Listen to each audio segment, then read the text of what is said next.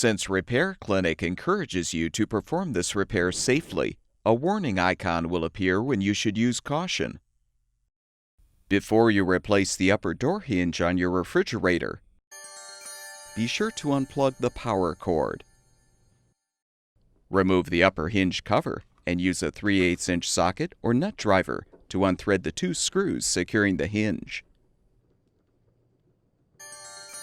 Support the freezer door as you remove the old hinge.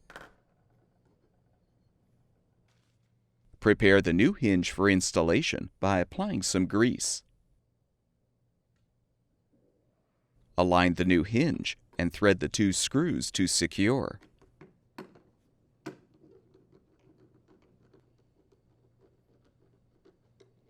Snap on the hinge cover.